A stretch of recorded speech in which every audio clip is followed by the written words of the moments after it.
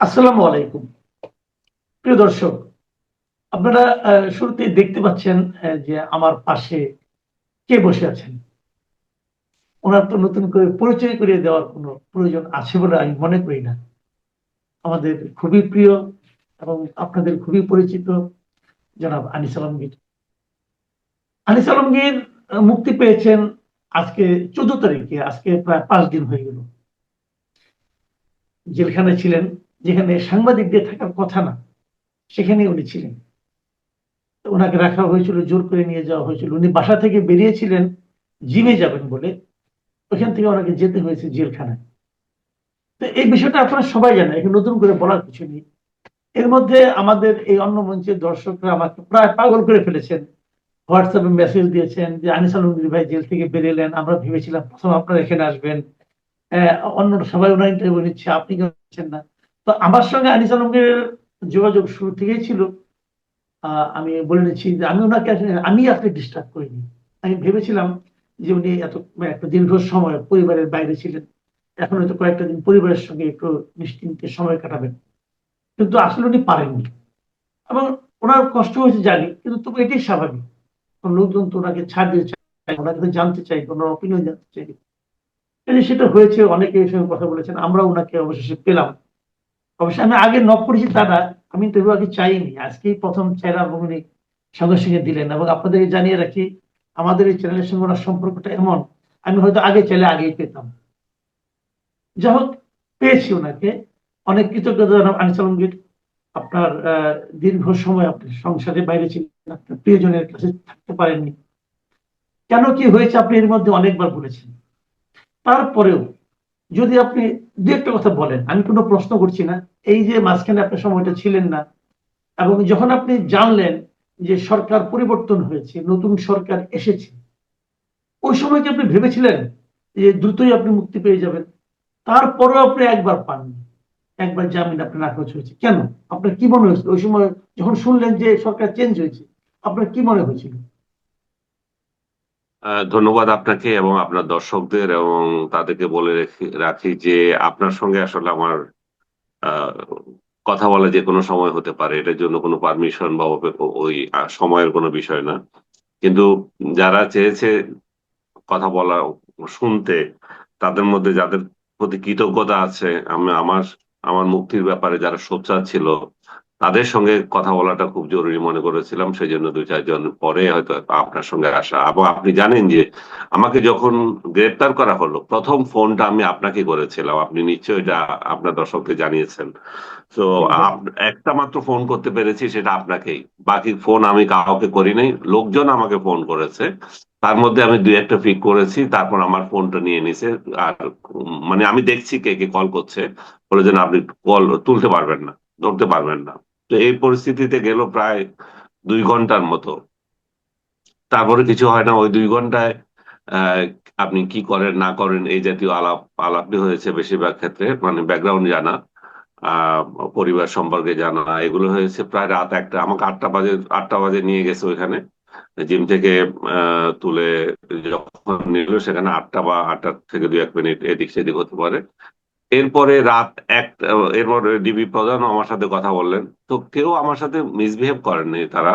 যে রিমান্ড বলতে আমরা যেটা বুঝি, যে ধরে নেই, পিটানো, সেরকম কিছু হয়নি। কিন্তু একটা টর্চার তো হয়েছে মানসিক ভাবে। আপনাকে সারা ঘন্টার পর ঘন্টা বসিয়ে রাখা। তারপরে ডিবি চিফের সাথে কথা হলো, উনি বললেন যে আমাদের কাছে কিছু অভিযোগ আছে, এই জন্য আমরা একটু খতিয়ে দেখছি মানে পরবর্তীতে আমি যেটা জানলাম, আমার আমার বিরুদ্ধে তো আসলে কোনো মামলা নাই, এবং সিদ্ধান্ত হলো যে আমাকে জেলে পাঠিয়ে দেবে। তো সেই সিদ্ধান্ত অনুযায়ী একটা মামলা সাজাতে তাদের যতটুকু সময় লেগেছে, সেটা উত্তরা থানাকে বলেছিল, উত্তরা পশ্চিম থানা এটা মামলা সাজিয়ে দিয়েছে। এবং উনি আমাকে পুরোটাই শুনালেন কে কি, এবং আমার সঙ্গে মামলায় যে সমস্ত অভিযোগগুলো আছে, অভিযোগগুলো সবগুলো হচ্ছে টেলিভিশন টকশোর ভাইরাল ক্লিপ গুলো। এগুলো উনি নিজেও শুনলেন, এবং উনিও নিজেও মানে আশ্চর্য হবে, মানে উনি নিজেও কনভিন্স যে এগুলো তো কোনো মামলা করার মতো কোনো বিষয় না। তারপরও উনি যেহেতু আদিষ্ট হয়ে আছেন, এবং স্বরাষ্ট্র উপদেষ্টা স্বয়ং নির্দেশ দিয়েছেন কমিশনার নির্দেশ ছিল। তো তারা এটা করতে বাধ্য হয়েছে যে জেলে পাঠিয়ে দিতে। তারপর পরদিন 24 ঘন্টা পরে আপনাকে জেলে পাঠানো হলো। এই তো অবর্ণনীয় অবস্থা ছিল এই 24 ঘন্টা। ঘুমাতে পারিনি, যে জায়গায় আমাকে রাখতে দিয়েছিল, মানে এটা জীবনে এর থেকে নিকৃষ্ট কোনো জায়গায় আমি রাত কাটাইনি। তারপরে আসার পর আবার 5 দিন, এবং ওভারঅল এদিক ধরা থেকে শুরু করে 7 দিন আমাকে থাকতে হলো ওই ডিবি অফিসে, এবং খামাখা এগুলা কোনো কামে, মানে কোনো অর্থহীন ভাবে এই সময় কাটানোর ছাড়া কিছু নাই। তাদের একটা কোশ্চেন ছিল আমার সাথে, যারা আরো 3 জন যে আসামি ছিল এখানে, শাওন সহ আরো 2 জন, এদের সাথে আমার সম্পর্ক কি। তো আমি শাওনকে চিনি, আমি বললাম যে বাকিদের সাথে আমার পার্সোনালি পরিচয় নাই, বাট দে আর ফেমাস, তারা তাদের সেক্টরে, কিন্তু আমার সাথে ব্যক্তিগত পরিচয় নাই এবং এর কোনো সম্পর্কও নাই। তো পুরোটাই তো ওরা তো জানছে পুরোটাই একটা ভুয়া মামলা, ডক্টর ইউনূসের খায়েশ হয়েছে দিয়েছে এবং তারা এটা ক্যারি করেছে। তো আপনি বললেন যে বের হতে এত দেরি হলো কেন, তাহলে এতদিন আমার মামলা আমার রিজেক্ট হলো কেন বারবার। আমাকে এরপর আমাকে নিয়ে যাওয়া হয়েছিল, যেটু সংক্ষেপে যদি বলি আমি, আমাকে নিয়ে যাওয়া হয়েছিল কাশিমপুরে, সরি কাশিমপুর নয়, কেরানীগঞ্জে। কেরানীগঞ্জ থেকে পরদিন সকালবেলা আমাকে টেনে হিসেবে নিয়ে গেল কাশিমপুরে। সেখানে 1 মাস ছিলাম নন ডিভিশন এলাকায়। তারপর 2 মাস, পরবর্তী 2 মাস ডিভিশন এলাকায়। নন ডিভিশন এলাকায় দিন যা হয়েছে সেগুলো আমি এর মধ্যে বর্ণনা করেছি, যে অবর্ণনীয় পরিবেশে সেখানে থাকতে হয়েছে। সবচেয়ে বড় যে নির্যাতন সেটা হচ্ছে নির্জনতা এবং কারোর সাথে কথা বলতে না পারা, এবং জেলের মধ্যে আরেকটা জেল তৈরি করে রাখা। এই গণ্ডির ভিতরে যেতে পারবে না। অন্যান্য বন্দীরা নানা জায়গায় যেতে পারলেও আমাদের কিছু লোক, যে আপনারা এর এর বাইরে যেতে পারবেন না, এমন একটা পরিবেশে কাটাতে হয়েছে আর কি। হুম। আচ্ছা, এই আলোচনা আমি শেষ করার আগে একটু জানতে চাই, এই যে আপনার এই যে মোবাইলটা নিয়ে গিয়েছিল, ওটা কি আপনি ফেরত পেয়েছেন? না, আমি মোবাইলটা এখনো ফেরত পাইনি। আমি নতুন একটা বিকল্প হিসাবে একটা মোবাইল নিয়ে ইউজ করছি এবং আবার নতুন করে সিম নিয়েছি, কিন্তু আমার মোবাইল ফোনটা এখনো তারা দেয়নি। আমাকে বলছে কোথায় রাখছে তারা খুঁজে পাচ্ছে না, আইওর কাছে না অমুকের কাছে, একদিন একটা বলছে। তো আমি জানি না তারা সেটা আমাকে ফেরত দিবে কিনা, এবং এটা পাওয়া তো উচিত। এবং পুলিশ প্রশাসনের এগুলো মাথায় থাকা উচিত, যে কারো দামি ফোন পেলেই যাতে এটা মিসইউজ করার মেন্টালিটি যাতে ফোর্সে না থাকে। মোবাইলটা তাহলে কি, মানে কোনো পুলিশ কর্মকর্তার ওয়াইফ এখন চালাচ্ছেন কিনা কে জানে, জানি না, জানি না কি হয়েছে। তো এটা কিন্তু আমি আমি আমি আইন শৃঙ্খলা রক্ষাকারী বাহিনী বোধ আমার ভাই, এরকম করেন না। আপনার ওয়াইফকে ভালোবাসেন ঠিক আছে, একটা মোবাইল কিনে দেন, অনেক মোবাইল চালাতে দিয়ে না, এটা ঠিক হচ্ছে না কাজটা। কারণ আপনাকে তারা নিয়ে গেছে, যখন থেকে আপনি জামিন পাবেন, এটা তো পুলিশের দায়িত্ব আপনার জিনিসপত্রগুলো আপনাকে ফেরত দেওয়া, তাই না? আর আপনার একটা সেটাই প্যান্ট, তো। হয়তো দামি প্যান্ট, ব্র্যান্ডের একটা প্যান্ট আছে, ওটা নিয়ে তারা পড়াশোনা করে দিল, এটা তো ঠিক না। আমার ওখানে অনেক পার্সোনাল ইনফরমেশন আছে, তারপরে স্বাভাবিক। আমার আমার তো নানা তথ্য থাকে, ছবি থাকে। এগুলো এগুলো তো আমি হারা হয়ে যাব, তাই না? আর এগুলো তো আপনার পার্সোনাল ম্যাটার না, এটা তো কারো দেখাও ঠিক না, নেওয়া ঠিক না। আচ্ছা, আমি যে যে প্রশ্নটা আপনাকে না, করেছিলাম, দেখা আমার দেখুক গিয়া, দেখলে আমার কিছু আসে যায় না, এমন কিছু নাই যে সে দেখানোর, কিন্তু আমার স্মৃতি তো এগুলো, আমার ছবি তুলছি, অমুক করছি তমুক করছি, ভিডিও আছে, আমার 2-3 বছরের পুরনো জিনিসপত্র আছে। হুম, হুম, হুম। আচ্ছা, আরেকটা কথা আমি যেটা বলছিলাম আপনাকে, যে যেদিন আপনি শুনলেন যে সরকার পরিবর্তন হয়ে গিয়েছে, নতুন একটা ডেমোক্রেটিক গভর্নমেন্ট এসেছে, পলিটিক্যাল গভর্নমেন্ট, আপনি কি আশা করেছিলেন যে তারপরেও আপনাকে 1 মাস থাকতে হবে জেলে?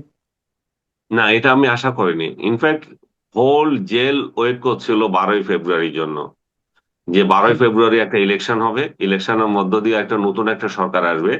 ডক্টর ইউনূস যে দিনের পর দিন লোকগুলোকে জেলের মধ্যে রেখে দিয়েছে এবং একটার পর একটা মামলা করছে, এই সংস্কৃতিটা পরিবর্তন হবে। এবং আমিও সেই আশায় বসে আছি যে আহ, এবার বোধহয় জামিন পেয়ে যাব। তো আমার আমার একটা মামলা জামিন পেয়েছি, আমি হাইকোর্টে গিয়েছে, সেখানে জামিন দিয়েছে। সেখানেও এখন আরো ঝামেলা রয়ে গেছে, পুরোপুরি যে জামিন মুক্ত হয়ে গেছি তা না। তারপরে আপনার আহ, নিচের কোর্টে রিজেক্ট হলো। তারপরে প্রশাসন, আহ, সরকারের পক্ষ থেকে হস্তক্ষেপ করা হয়েছিল, তারপরে মুক্তি পেয়েছিলাম। সরকারের হস্তক্ষেপ না থাকলে এটা আমি মুক্তি পেতাম না, এখন আমি জেলেই থাকতে হতো। হুম। তো নতুন সরকার আসলো, আপনি মনে করছেন যে নতুন সরকার হস্তক্ষেপের কারণে আপনি মুক্তি পেয়েছেন, এটা অবশ্যই ইতিবাচক দিক। কিন্তু আপনার মতো আরো অনেকেই তো জেলে এখনো আছে। আপনি কি নতুন সরকারকে বলবেন যে যাদের মামলা আছে যেগুলি জামিনযোগ্য সেগুলিকে তাদেরকে জামিন দেওয়া হোক, এই ধরনের প্রত্যাশা কি আপনি সরকারের কাছে আছে? আমি 100 বার করবো, কারণ আপনি দেখেন, আমার বিরুদ্ধে একটা মামলা হলো, আপনার বিরুদ্ধে একটা মামলা হলো, আপনাকে ধরে নিয়ে গেল, তো আপনি এটা লড়ারই সুযোগ পাচ্ছেন না, আপনাকে বছরের পর বছর আপনাকে ওখানে রেখে দেবে। তো তার মানে কি, মামলার বিচারের আগে আপনি বিচার সাজা খাটতেছেন? এটা তো হতে পারে না। এটা তো কোনো সভ্য দেশের কোনো নিয়ম নাই। এবং আসিফ নজরুল এই নিয়মটা করে দিয়ে গেছে। এই অসভ্যতাটা আসিফ নজরুলের দ্বারাই শুরু হয়েছিল, কারণ আপনি নিশ্চয় খেয়াল করেছেন, আপনিও নিশ্চয় এগুলো নিয়ে কথা বলেছেন। যখন জামিন হচ্ছিল সে আদালতকে তিরস্কার করছিল, কিভাবে জামিন হয়ে যায় মানুষের, আমরা ধরি আর এরা জামিন হয়ে যাচ্ছে। তো তাহলে আদালতকে কি দরকার? জামিন যে হয়ে যাচ্ছে, আদালতে দেখছে ভুয়া মামলা, একজন শহীদের প্রেক্ষিতে আপনি, একজন শহীদ হয়েছে, উনি মামলা করেছে আরেকজন ভুয়া একজনে, এবং 600 থেকে 700 1000 পর্যন্ত আপনি ইয়ে রেখেছেন, আসামি রেখে দিয়েছেন, এবং এগুলো জেলে পৌঁছতেছে। তো আদালত কি অন্ধ? তারা কি দেখছে না যে ভুয়া মামলাগুলো? এবং আমি আমি এখানে দেখছি অনেকে কমেন্ট করে যে আপনি আওয়ামী লীগের আমলেও তো এটা হয়েছিল। ভাই, আওয়ামী লীগ আমলে হয়েছে তাই বলে তো এখন হবে তা তো দরকার নাই। এবং আওয়ামী লীগ আমলেও যা হয়েছে সেটা তো এরকম তো হয়নি, ধরেছে ছেড়ে দিয়েছে। আওয়ামী লীগ বিশেষ বিশেষ উপলক্ষে ধরেছিল, ইলেকশন এবং অন্যান্য বিষয়গুলো নিয়ে ওরা সামনে দেখতাম গ্রেফতার করা হতো, তারপর এটার পরে ছেড়ে দিয়েছে। এবং মির্জা ফখরুল থেকে শুরু করে আপনার সিনিয়র সব তাকেই তো গ্রেফতার করেছে, নির্যাতন করেছে। এবং একদিনের জন্য নিয়ে গেল, সেটা নির্যাতন। আওয়ামী লীগ সেই নির্যাতন করেছে এবং সেটা অস্বীকার কেউ করতে পারবে না। কিন্তু এটাও ঠিক ছিল যে সেখান থেকে জামিন পেয়েছে, এখন তাকে জামিনই পাচ্ছে না। তো জামিন যে পাচ্ছে, জামিন তো অধিকার। আমার বিরুদ্ধে আপনি একটা অভিযোগ করেছেন, আমি চোর ডাকাত যা কিছু হই, সেটা আমাকে আদালতে লড়তে দেন। জামিন তো আমার অধিকার, আপনি তো জামিন তো আমাকে দেবেন। আমি তো এমন দুর্দর্শ কিলার, সিরিয়াল কিলার না যে আমি পেলে রাষ্ট্রের ক্ষতি হয়ে যাবে কিংবা আমি পালিয়ে যাচ্ছি।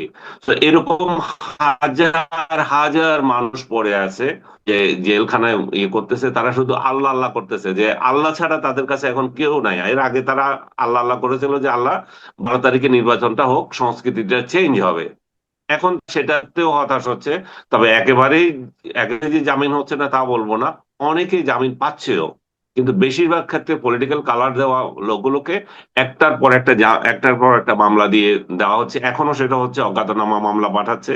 এবং আমি মনে করি যে এটাতে সরকারের যে ইচ্ছা তা না, এটা হচ্ছে যেই যেই রাষ্ট্রযন্ত্র যেভাবে চলে এবং ঘুষ বাণিজ্য যেভাবে চলে, সেটারই কন্টিনিউশন আছে। সেটা স্বরাষ্ট্রমন্ত্রী এবং আইনমন্ত্রী যদি পদক্ষেপ না নেন, এটা হবে না। কারণ একজন লোক মুক্তি পাচ্ছে, তার কাছে তথ্য যাচ্ছে যে 5 লাখ টাকা দাও, 10 লাখ টাকা দাও, যাদের টাকা আছে, যে দাও, তাহলে আর আসবে না। হ্যাঁ। তো এর এই এই প্রক্রিয়ার মধ্যে, এবং এবং এই টাকা যারা যাচ্ছে তারা ওই শেয়ার হচ্ছে। আমি নিজে জেনে বলছি, এবং আমার সামনে হয়েছে এই ঘটনা। জেনেছে, আমার আমার পরিচিত আরেকজন 10 লাখ টাকা দিয়েছে, 4 দিন ধরে বসায় রাখছিল, তারপর 10 লাখ টাকা দিয়েছে। সে তখন অন্য একটা জেলে ও থেকে মামলা আসতেছিল। তারপরে সে মানে তার জেলার এলাকা থেকে তাকে একটার পর একটা মামলা দিচ্ছিল। তো সেখানে পরবর্তীতে যখন টাকা দিল তখন আর এটা থামলো, এবং 4 দিন পরে সে বের হলো। আমার ক্ষেত্রে তাই হয়েছে, আমার 4 দিন পরে মুক্তি পেয়েছি আমি। এবং এই এই কয়দিন ধরে যাচাই বাছাই চলছিল, আরো মামলা দেওয়া যায় কিনা সেটা দেখছিল। কিন্তু আপনাকে যেটা বললাম, সরকারের ব্লেসিং ছিল বলে আমি মুক্তি পেয়েছি। এবং স্পেশালি আমি এখানে বলতে চাই যে স্বপন ভাইয়ের কথা, জহিরুদ্দিন স্বপন, আমাদের তথ্যমন্ত্রী, উনি সাংবাদিক হিসাবে, উনি আমাদের পূর্ব পরিচিত সাংবাদিক হিসাবে। উনি ছাত্র নেতা যখন, তখন আমরা ওনাদের ফলোয়ার। ঢাকা ইউনিভার্সিটিতে ওনারা যখন মিছিল মিটিং এর নেতৃত্ব করছে, আমরা তাদের পিছিয়ে স্লোগান দিচ্ছি। তো উনি তো জানেন আমাদের চরিত্র, উনি তো জানেন আমি কি। তো তাছাড়াও ওনার দায়িত্বরও তো একটা ব্যাপার আছে। উনি যখন তথ্যমন্ত্রী, কোন কারণে আমাকে ও, ও, জেলে থাকতে হবে সেটারও প্রশ্নের সম্মুখীন হচ্ছিলেন তিনি। তো স্বপন ভাই সহ আমি, অন্যান্য যারাই এই আইন মন্ত্রণালয় বা আইনমন্ত্রী, যারাই এই প্রক্রিয়ায় জড়িত ছিলেন সব, এবং পুলিশ প্রশাসনে যারা, এবং সরকারের সর্বোচ্চ পর্যায় থেকে যে ব্লেসিং, সবগুলোকে নিয়েই আমি মনে করি যে আমার কৃতজ্ঞতা আছে তাদের প্রতি। কিন্তু আমি মনে করি যে তারা অবিলম্বে এই ব্যাপারটা নিয়ে দৃষ্টি দেওয়া উচিত। যেখানে বিনা বিচারে মানুষগুলো পড়ে আছে, আপনি বর্ন ক্রিমিনাল গুলো যারা সত্যিকার অর্থে অপরাধী তাদেরকে আপনি বিচার করেন, কিন্তু গড়ে সাধারণ মানুষকে আপনি দিনের পর দিন জেলে রেখে যে অনাচার চলছে, এই অনাচারটা থেকে রক্ষা করা উচিত। কারণ এই অনাচার এই সরকার দায়িত্ব নেবে কেন? এই সরকার তো জি, সেই এই এই এই এই এই এই দায়িত্ব নেওয়ার উচিত না। কারণ এটা ইউনুস করে গেছে, ইউনুসের লেগেসি এখনো কেন থাকবে? আমি আরেকটা জিনিস এখানে বলতে চাচ্ছি, আমি বলছি অনেক জায়গায়, যে 111-এর যে সরকারটা ছিল সেটা শেখ হাসিনার সরকার তার দায় দায়িত্ব নিয়ে টানা নিয়েছে। যে গুম খুমের যে খুনের যে সংস্কৃতিটা, সেটা শেখ হাসিনার সরকার এটা টেনে নিয়ে গেছে। এখন ইউনুসের যে অপকর্ম, বিনা বিচারে জেলে থাকা, এই অপকর্মের দায়িত্ব এই সরকারের নেওয়া উচিত না, অবিলম্বে সেটা করা উচিত। আর সরকারকে আরো দেওয়া উচিত প্রশাসনের মধ্যে চাপটি মেয়ে বসা থাকা এই মৌবাদী চক্র, সেগুলোকে বের করা। এবং আপনার মাধ্যমে আমি এটাও বিএনপি কে এটাও বলতে চাই যে বিএনপির যদি সাকসেসফুল সরকার যদি হতে চায় আগামী 5 বছরে, তাহলে তাদের প্রধান যে দায়িত্ব পড়ে যায় সেটা হচ্ছে গুপ্ত জামাতিগুলো তাদের দল থেকে বের করা। জামাত যা আওয়ামী লীগের সঙ্গে গুপ্ত রাজনীতি করেছে, বিএনপির এটা খেয়াল রাখা উচিত যে এখানেও গুপ্ত রাজনীতি চলছে, এখানেও গুপ্ত গুপ্ত লোক বিএনপির বলে পরিচয় দিয়ে রয়ে গেছে। বিশেষ করে আমি যেটা দেখি আমাদের সংবাদপত্র জগতেও আছে, সংবাদপত্র জগতে সে কি জামাতই করে, জামাত কিন্তু বিএনপি রূপ দিয়ে এখানে আছে, এবং এমন ভাব দেখাচ্ছে যে এই সরকারের তারা খুবই আপনজন। তো সরকার, আমি জানি সরকার এটা ভালো করে খেয়াল করবেন যে কে আসলে তার জন্য কিন্তু একটা বিরাট একটা হুমকি। তার দলের মধ্যে গুপ্ত রাজনীতি যারা করছে তাদেরকে চিহ্নিত করা, এবং রিয়েল বিএনপি যারা যারা ভূমিপুত্র, যারা এই দলটির জন্য জন্ম থেকে পরিশ্রম করছে, তাদেরকে মূল্যায়ন করা। আচ্ছা, একটা জিনিস, আপনার মুক্তির পর আমি দেখলাম যে একাধিক মিডিয়াতে আপনার একটা বক্তব্য প্রচারিত হয়েছে। এটা হলো, আপনি বলেছেন যে 1000 বছরে ইউনূসের মতো এরকম মানে অযোগ্য অথর্ব শাসক আর আসেনি। এটা কি না, আপনাকে বাটপার জেলে আসেনি। নেওয়ার কারণে মানে আমি বলছি যে আপনার এই মন্তব্যটা কি আপনাকে জেলে নেওয়ার কারণে আপনার ব্যক্তিগত কোনো রোষ ওনার উপর আছে এই জন্য করেছেন, নাকি আপনি সার্বিক অর্থেই বলেছেন? জেলে না গেলেও কি আপনি একই কথা বলতেন? সার্বিক অর্থে আমি আমি নিজে তো ক্ষুব্ধই, প্লাস সার্বিক অর্থে দেখেন, আমি বহুবার বলেছি, আপনি সহ আমরা ওদেরকে সমর্থন করেছি। 6 মাস তো আমি কথাই বলিনি। আমি জীবনে ভুল করে যদি কিছু করে থাকি একটা বড়, সেটা হচ্ছে ইউনুসকে 6 মাস সাপোর্ট করা। তার সরকারকে 6 মাস সাপোর্ট করেছি, তার ভালো কাজের প্রশংসা করেছি, এবং আল্লাহ আল্লাহ করেছি যে একটা ইলেকশন দিক, সে শুধু ইলেকশন দিয়ে বিদায় নিক। কিন্তু সে ডে ওয়ান থেকে এই এই যে মব সংস্কৃতি যেটা চালু করেছে, যে অরাজকতা দেশের মধ্যে তৈরি করেছে, এই দেশের মধ্যে হিংসা মারামারি, একে অন্যকে যে বিভক্তি তৈরি করেছে, 71-কে যে বিতর্কিত করেছে, এবং 24-কে দিয়ে 71-কে মুছে দেওয়ার যে প্রচেষ্টা চালিয়েছে প্রত্যেকটা সেক্টর, এবং মব বাবা হিসাবে সে যে আবির্ভূত হয়েছে, এই সব কিছু যদি আপনি খেয়াল করে দেখেন, এই এর থেকে বড় বাটপার এই দেশে আর জন্ম নেয় নাই, এর থেকে বড় বেহায়াও জন্ম নেয় নেই। চিন্তা করে দেখেন, সে প্রত্যেকটা নিজে লাভবান হওয়ার জন্য সব সেক্টরে আপনার কাজ করে গেছে, এমন বাণিজ্যিক বাণিজ্য করে গেছে, তার নিজের লোকদেরকে দিয়েছে, সে নিজে নিজে খেয়েছে, এবং আমার বিরুদ্ধে মামলা করেছে। আরেকটা মামলা তো আপনি জানেন যে দুদক দিয়ে একটা করেছে, আমি জি, ট্যাক্স ফাইল ফাইল করতে দেরি হয়েছে, সেটাকে বিরাট আকারে বানিয়ে দিয়েছে যে এটা বিদেশি টাকা ঢোকা অমুক কিছু একটা, মানি লন্ডারিং অমুক। আমার ভাই, আমি 17 বছর শেখ হাসিনার আমলে 3 বছর চাকরি করেছি মাত্র। আমি বেকারের পর বেকার, আপনি তো জানেন সেটা। আমার নিজের জমি বিক্রি করে আমার সংসার চালাতে হচ্ছে। সেই অবস্থায় কোন শখে একজনের ঢাকা শহরের একটা আকর্ষণীয় জায়গা, হ্যাঁ, সেই জায়গার জমি আমি বিক্রি করে দিয়েছি। বিকজ আমার সংসার চালতে হবে, আমি কারো কাছে হাত পাততে পারবো না। আমি দলীয় দালাল হই নাই বলে আমি চাকরি পাই নাই। আবার দলীয় দালাল হয়ে কারো মুখাপেক্ষি হওয়ার আমার প্রয়োজন নাই। আমার সম্পদ আছে, আমার বাপের পয়সা আছে, আমার আমি আমি আমার মতো চলতে চেয়েছি, এবং সেই টাকাকে বানিয়ে দিয়েছে অন্যের টাকা, এবং আমাকে দুদক দিয়ে হয়রানির চেষ্টা করেছে। এইখানে বলছে যে সে কত বড় বেহায়া। সে 666 কোটি টাকা জনগণের টাকা, এই জনগণের টাকা সে নিজের নিজের কর নিজে মাফ করে দিয়েছে। নিজের নিজের যা ইচ্ছা তা করে, নিজের যা ইচ্ছা তা করেছে। নিজে নিজেকে নিজেকে নিজে সে পুরস্কৃত করছে, এটা দিচ্ছে, ওইটা দিচ্ছে, এটা দিচ্ছে। সর্বশেষ বেহায়াপনার শেষটা দেখিয়েছে, নিজেকে নিজে ভিআইপি ডিক্লেয়ার করে এসএসএফ নিয়োগ দিয়েছে। এর থেকে বেহায়া, এর থেকে বিশ্ব বেহায়া, এর থেকে বিশ্ব বাটপার বাংলাদেশ আপনি কিভাবে আপনি আপনি দেখেন গত 1000 বছরে বাংলায় আসছে কিনা। অথচ আমরা জি। তাকে ধরে নিয়েছি যে নোবেল লরিয়েট কি জানি এই দেশের। এবং এখন অনেকের হয় কি, আমার আসলে একটা দোষ আছে, আমি আসলে অনেক আগে থেকে বুঝি যে, আগে থেকে বলি এটা এটা আমি আজকে যা বলছি সেটা 2 বছর পরে গর্দভরা বুঝবে। বলছে, হ্যাঁ, গর্দভরা বুঝবে সেটা 2 বছর পরে। তখন বলো যে আরে ও তো ঠিক ছিল। আমার সারা জীবনে এটা হয়েছে, আমি যখন যেটা বলি তখন আমার প্রতিপক্ষ একদম দাঁড়ায়, তারপরে 2 বছর পরে বলে যে আনিস ভাই তো ঠিক বলছিল। এই গদ্দপ গুলোই একদিন বলবো যে ইউনূস এই দেশটা কি নষ্ট করে দিয়ে গেছে, কতটা আচ্ছা আমি পিছিয়ে ফেলেছে আমাদের ইন্টারন্যাশনাল থেকে শুরু করে দেশের মধ্যে। বিদেশে বাংলাদেশ আজকে মুখ খুলতে পারে না, বাংলাদেশের মুখ উজ্জ্বল নাই আর আগের মতো, এই বাটপাটটাকে আমরা এই পদে বসিয়ে বসানোর পরে। আচ্ছা, আমি একদম শেষ প্রশ্ন করবো এখন আপনাকে। একটু ব্যক্তিগত মনে হতে পারে। আপনি এই জেলে যাওয়ার পর অনেকেই নানাভাবে নানা রকম কথাবার্তা বলেছেন। যেদিন হাদি মারা গেল সেদিন আপনি ফেসবুকে একটা পোস্ট দিয়েছিলেন, আপনি সবসময় খাওয়ার পোস্ট দেন। আপনার সঙ্গে নিজেও আমি হুম, যখন খেতে গেছি ওটাও আপনি ছবি তুলে দিয়েছেন পোস্ট। এটা খাওয়ার পোস্ট, এটা অনেকের থাকে একটা মানে শখ, খাওয়ার পোস্ট দেন আপনি। তো ওই হুম, দিন আপনি নিহারি খাচ্ছিলেন সম্ভবত, যেটা নিয়ে অনেক হয়েছে যে হাদি মারা গেল উনি নিহারি খাচ্ছেন। And ওইটা হুম, আপনি ওই কারণে করেছেন না করেননি এটা বলার আপনার সুযোগ হয়তো পান নাই, তারপর তো আপনি জেলে হুম, গেলেন। আপনি রিসেন্ট আরেকটা পোস্ট দিয়েছেন যে আপনি হুম, ইফতারি করতে গিয়েছেন, ইফতারির সঙ্গে আপনার অনেক সঙ্গে আত্মীয়-স্বজন, আপনার পরিবারের লোকজন ছিল। সেখানেও হুম। যিনি সার্ভ করেছেন উনি আপনাকে এক্সট্রা একটা নেহারি তিনি আপনার সামনে দিয়েছে। ওই আচ্ছা, আপনি ছবিটা আমি আমি দেখেছি আমি Facebook বুঝেছি and আপনি যা বলতেছেন। হ্যাঁ। তো না, আপনি আপনি দেখেন, প্রথমত হচ্ছে যে নেহারি, এই যে নেহারি, আপনি আপনি জানেন, আপনি নিজে বলছেন যে আমি প্রতিদিন আমার ইয়ে দিই, আমি আমার আমার আমাকে যারা ফলো করে তারা সেখানে দেখবে যে ডিজিটাল ডায়েরি বলে আমার একটা কলাম যায়। সেখানে আমি রাইট। ডেইলি যা কি করি আমি ডিজিটালি আমার ডায়েরিটা রেখে দিই। অনেকে এখন হয়তো লেখে, এখন ওই লেখা তো আর এই দিন নাই আর। আমি আমার ডায়েরিটা ডিজিটালি করছি, এবং সেটা গত 3-4 বছর ধরে।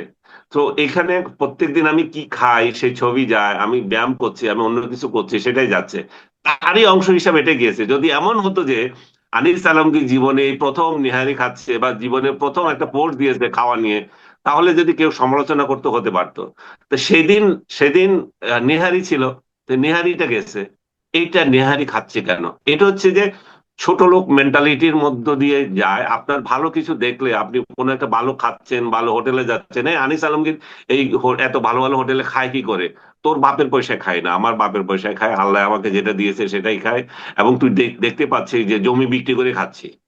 তাহলে এই এই যে জায়গাটা, এই জায়গাটা তো জলে অনেকের, বিশেষ করে আমাদের কমিউনিটির লোকের তো জলে, যে ও এত ভালো চলে কেন, ও সুন্দর কেন, ওরে এত লোকে পছন্দ করে কেন। এই যে যন্ত্রণা, এই যন্ত্রণা থেকে আমি মুক্ত পাবো না। এবং কার কিছু না পারলেও চরিত্র হনন করার জন্য একটা বলে দিল, সে তো অমুক, সে তো তমুক, সে ওর সাথে তার সম্পর্ক, মানে সেক্সুয়াল স্ক্যান্ডাল একটা দিয়ে দিল। এটা তো খুব সহজ একটা দেওয়া, এই যে চলে আসছে। আপনি চিন্তা করে দেখেন, হাদি একটা, যার সাথে আমার কোনো সম্পর্ক নাই, যার রাজনীতি থেকেও আমি 1000 মাইল দূরে, তো সে সে যদি মারা যায় বা তাকে গুলি করে, আমার কেন খুশি হব? কারণ আমি তো নিজেই ইনক্লুসিভ সোসাইটি চাই। হাদির বিরুদ্ধে আমি কি কোনোদিন যদি লিখতাম, এই হাদি তুমি যে এত নোংরা নোংরা স্লোগান দাও, এই দাও সেই দাও, আপনি বা আদার্স কেউ কি কোনোদিন দেখেছে এটা নিয়ে আমি একটা শব্দ বলেছি? হাদি আমার কাছে নোবডি। তাকে নিয়ে আমি তাকে গুলিবিদ্ধ হওয়ার পর কেন আমি তাকে নিয়ে এই রঙ্গ করব? কারণ আমি গুলিবিদ্ধ হওয়ার শোনার সঙ্গে সঙ্গে আমি 1 ঘন্টার মধ্যে আমি তার সুস্থতা কামনা করে স্ট্যাটাস দিয়েছি। হ্যাঁ, জি, জি। কিন্তু তারা এটা দেখেনি। যারা এটা প্রচার করছে যে আদির ই গুলিবিদ্ধ হওয়াতে আমি ইয়ে খাচ্ছি, নেহারি খাচ্ছি, তারা কিন্তু ওটা দেখে নাই এবং ওটা বলে না। কারণ এই তাদের মিথ্যাচারের ভান্ডার, মিথ্যা ঝুলিটাই হয়ে যাবে। যাই হোক, এবং সেই প্রেক্ষিতে অনেক কথা হয়েছে যে আমি খেয়েছি, আমি এখনো বলছি যে এর সাথে আমার আমার এটা আমার রেগুলার ইয়ে আইটেম ছিল। এবং রেগুলার খাওয়ার একটা ইয়ে ছিল, এর সাথে হাজির কোনো সম্পর্ক নাই। আর তুমি যে সম্পর্ক খুঁজছো, তুমি কি সেই দিন রাজধানীতে ইয়ে দিয়েছিলে, এটা সরকারকে বলে একটা ইয়ে, আদেশ জারি করতে পারতে, আজকে কেউ নিহারি খাবে না, আজকে কেউ বিরিয়ানি খাবে না, আজকে হাদি গুলিবিদ্ধ হয়েছে, এবং তুমিও বাসায় গিয়ে না খেয়ে থাকতা। তোমরা তো কেউ কিছু করে নাই। কেউ কিছু জি না করে আনিস আলমকে নিহারি খেলো কেন, সেটাতে তোমার মাথা ব্যথা। আর আপনি যেটা বলছেন, সর্বশেষ যে হোটেলে গিয়েছিলাম, আমি আমার ছেলে মেয়ে বউকে নিয়ে, আমার এক ছোট ভাই সহ আমরা একটা রেস্টুরেন্টে গিয়েছিলাম, আমার প্রিয় একটা রেস্টুরেন্ট, নাম বললাম না। যাওয়ার পর সবাই আমাকে জড়ায় ধরছে যে স্যার আপনার জন্য আমরা কত পরিশ্রম, কত চিন্তা করেছি, এই করেছি সেই করেছি, মানে যেটা এখন সব জায়গায় হচ্ছে। আমাকে দেখলেই সবাই জড়িয়ে ধরছে, দোয়া করছে, সে কথা বলছে, সেলফি তুলছে। তারাও তাই করেছে।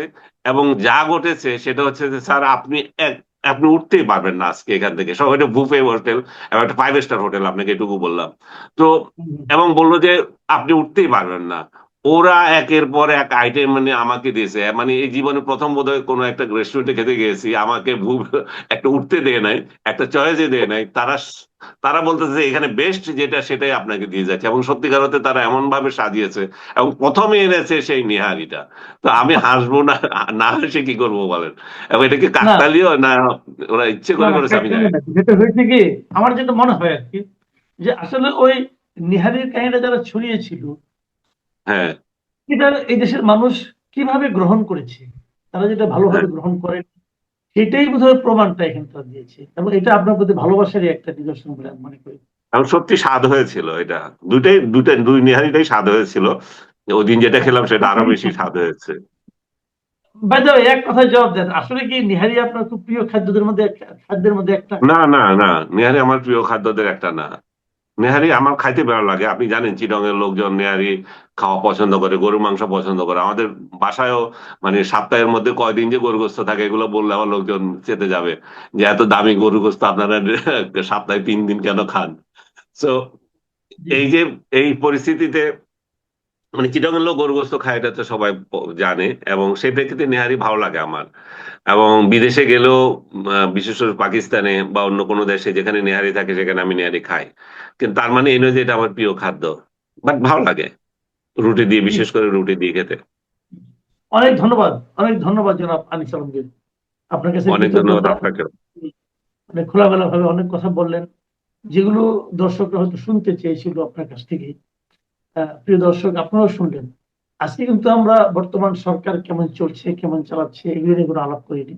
আমরা কেবল আনিস আলমগীরকে নিয়ে আপনাদের যে আগ্রহটা ছিল, এই কৌতূহলটা ছিল, সেটা কিছুটা হলেও আমরা মেটানোর চেষ্টা করেছি। আনিস আলমগীরের সঙ্গে আমরা প্রতি শুক্রবার বসি, আগে থেকে বসতাম, অনেকদিন ধরে বসেছি আমরা। আমরা চেষ্টা করবো সেই ধারাটা অক্ষুণ্ণ রাখতে। আপনারা সবাই ভালো থাকবেন, আনিস আলমগীরের জন্য দোয়া করবেন, এবং সেই সঙ্গে অন্য যারা সাংবাদিক আছেন, যারা নাকি কথা বলার, কেবল কথা বলার, যাদেরকে এরকম হেনস্থার শিকার হতে হয় সরকারের কাছ থেকে, যে সরকারই থাকে, এই জন্য রিপিট না হয়, এই দোয়াটা করবেন। আমরা কথা বলতে চাই, আমরা কিন্তু ক্ষমতা দখল করতে চাই না। আমরা কিন্তু বলিনি ইউনুসের চেয়ারটা আমার লাগবে। আমরা কেবল বলেছি যে আমরা ইউনুসকে জানাতে চাই যে আপনি যে চেয়ারটায় বসেছেন, এই চেয়ারে কিছু দায়িত্ব আছে, সেই দায়িত্ব আপনার পালন করুন। এই প্রশ্ন করা যদি অপরাধ হয়, তাহলে এই অপরাধ আমার ধারণা আনিস আলমগীর আবার করবেন, আমরাও করব। কাজে যারা সেই গুরুত্বপূর্ণ চেয়ারে বসে আছেন, আমরা তাদের কাছ থেকে সচেতন চিন্তাটা আশা করছি। আশা করছি যেন আপনাদের ব্যাপারে আমাদের বলতে না হয়। সবাই ভালো থাকবেন। আনিস আলমগীর, আপনাকে আবারও ধন্যবাদ এবং কৃতজ্ঞতা। এখন এ পর্যন্ত। আল্লাহ হাফেজ।